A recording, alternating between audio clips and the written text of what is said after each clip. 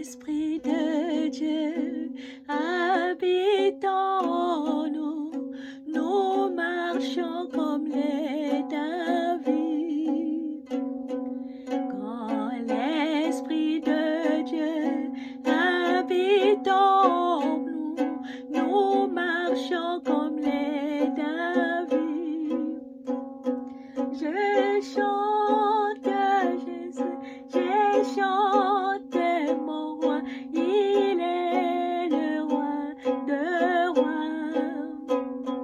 Je chante mon roi, je chante Jésus, il est le roi de rois. Quand l'Esprit de Dieu habite en moi, je marche comme les David. Quand l'Esprit de Dieu habite en nous, nous marchons comme les David. Je chante mon roi, je chante mon roi, il est mon papa adoré. Il est le chemin, il est la vérité, il est le roi de rois. Il est la vie, il est la résurrection, il est mon papa adoré. Il est le créateur, il est le sauveur, il est le roi de rois. Il est le roi, il est le chemin, il est le roi de rois.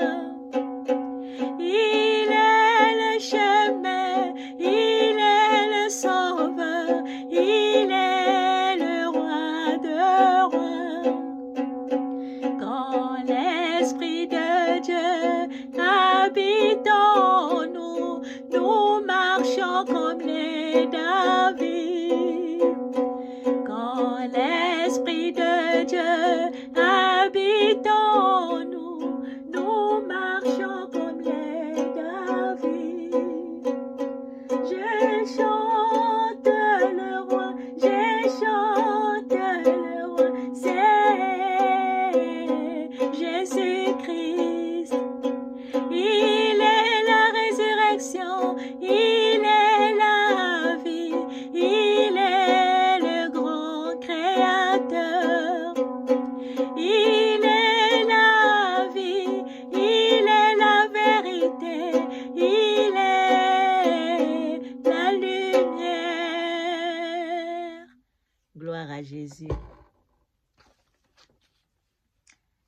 Luc chapitre 12, versets 2 à 3.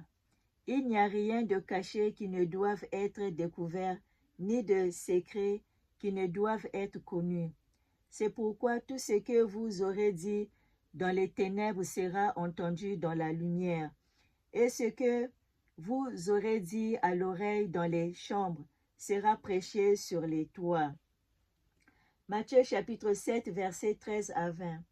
Entrez par la porte étroite, car large est la porte spacieuse et le chemin qui mène à la perdition. Et il y en a beaucoup qui entrent par là.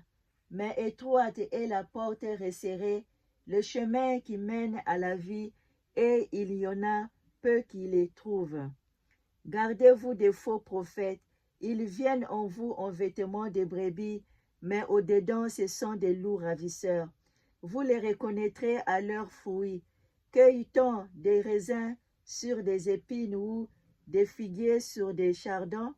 Tout bon arbre porte de bons fruits, mais le mauvais arbre porte de mauvais fruits. Un bon arbre ne peut porter de mauvais fruits, ni un mauvais arbre porter de bons fruits. Tout arbre qui ne porte pas de bons fruits est coupé et jeté au feu. C'est donc à leurs fruits que vous les reconnaîtrez. Matthieu chapitre 7, verset 21. Ceux qui me disent « Seigneur, Seigneur » n'entreront pas tous dans le royaume des cieux, mais seulement celui qui fait la volonté de mon Père qui est dans les cieux. Luc chapitre 9, versets 23 à 24.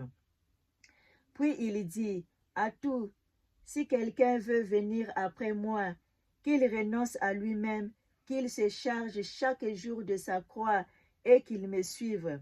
Car celui qui voudra sauver sa vie la perdra, mais celui qui perdra à cause de moi la sauvera. Luc chapitre 12, verset 15. Puis il leur dit, gardez-vous avec soin de toute varice, car la vie d'un homme ne dépend pas de ses biens. Serait-il dans l'abondance? Gloire à Jésus. Jacques chapitre 4, verset 3. Vous demandez et vous ne recevez pas, parce que vous demandez mal dans le but de satisfaire vos passions. Adultères que vous êtes, ne savez-vous pas que l'amour du monde est inimitié contre Dieu? Celui donc qui veut être ami du monde se rend ennemi de Dieu. Excusez-moi, c'est Jacques chapitre 4, verset 3 à 4. On va lire Apocalypse chapitre 16. Je le lis au nom de Jésus-Christ. Apocalypse chapitre 16. Je lis au nom de Jésus. Et j'entendis une voix forte qui venait du temple et qui disait aux 7 anges, allez et versez sur la terre les 7 coupes de la colère de Dieu. Le premier alla et versa sa coupe sur la terre, et un ulcère malin et douloureux frappa les hommes qui avaient la marque de la bête et qui adoraient son image. Le second versa sa coupe dans la mer, et elle devient du sang, comme celui d'un mort, et tout être vivant mourut, tout ce qui était dans la mer.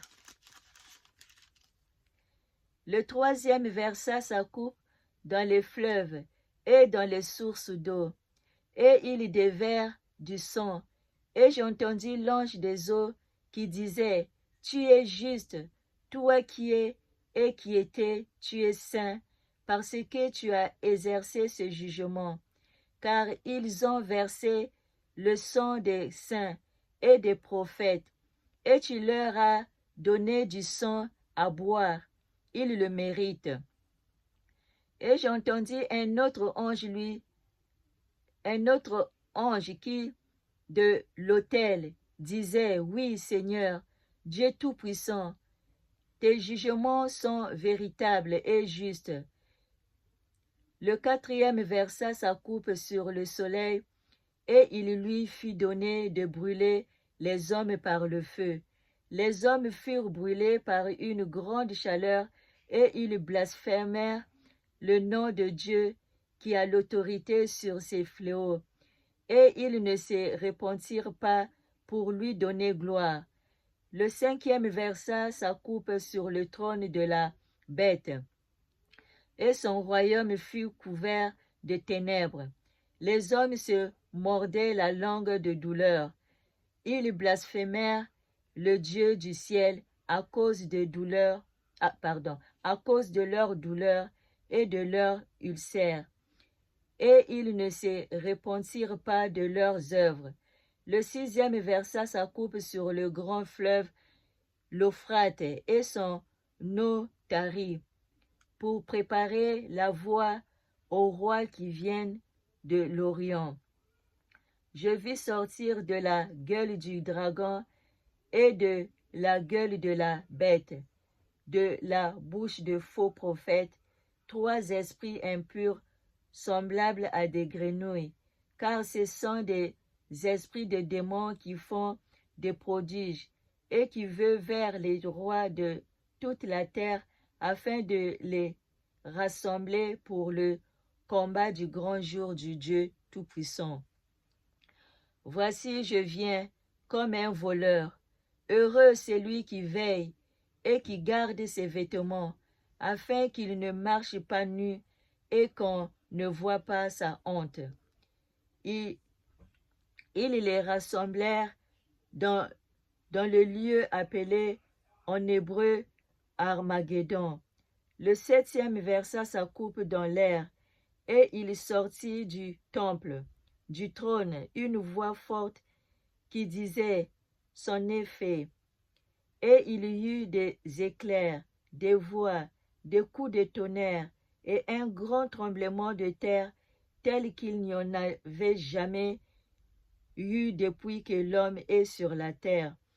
Et la grande ville fut divisée en 3 parties. Les villes des nations tombèrent et Dieu se souvient de Babylone la grande, pour lui donner la coupe du vin de son ardente colère. Toutes les îles s'enfuirent et les montagnes ne furent pas retrouvées. Et une grosse grêle dans les grêlots pesait un talon tomba du ciel sur les hommes, et les hommes blasphémèrent Dieu à cause du fléau de la grêle, parce que ce fléau était très grand. Alléluia, gloire à Jésus. Donc voilà mes frères et sœurs, donc la parole nous a dit, donc on doit toujours marcher dans la sainteté, dans la sanctification. Comme la parole nous dit, la vie d'un homme ne dépend pas des matériels ici sur terre. C'est pour ça d'abord il faut chercher le royaume des cieux, là où il n'y a pas d'étenne. Donc voilà, donc on doit marcher toujours dans la sanctification, prier sans cesse, méditer la parole de Dieu mes frères et sœurs, et puis avoir la complicité avec Dieu, parce qu'il n'y a que lui qui a la solution de résoudre nos problèmes. Lui, il est notre créateur, il est notre sauveur, c'est lui qui nous donne le souffle de vie. Si aujourd'hui, si on est là sur la terre parce qu'on a un Dieu, c'est lui qui nous a créés. On n'est pas ici sur terre par hasard, mais parce qu'on a un créateur qui nous a créés qui s'appelle le roi des rois, le Seigneur est le Seigneur, Dieu le créateur qui a créé toutes choses. Au commencement, c'était la parole, et la parole était avec Dieu, et la parole c'est Dieu. Lui, il a dit, j'étais hier, aujourd'hui et éternellement. Donc, notre Père, elle ne changera jamais, mes frères et sœurs. Donc, ses commandements, ce sont sa parole. La Bible, c'est la parole de Dieu, mes frères et sœurs. Donc, on doit écouter que la parole de notre Père Jésus-Christ, parce qu'il n'y a que lui qui a la vérité, il n'y a que le bon en lui. Il est le seul saint. Personne ne connaît tout de Dieu, parce que tout ce qu'il a révélé, c'est pour nous et pour nos enfants. Mais tout ce qui est caché est à lui. Donc, voilà mes frères et sœurs. Donc, marchons toujours dans la sanctification. Sans la sanctification, nul ne verra l'Éternel. Comme là, notre papa nous dit, Galates chapitre 6, verset 7. Ne vous y trompez pas, on ne se moque pas de Dieu. Ce qu'un homme aura sémé, il le moissonnera aussi. Amen.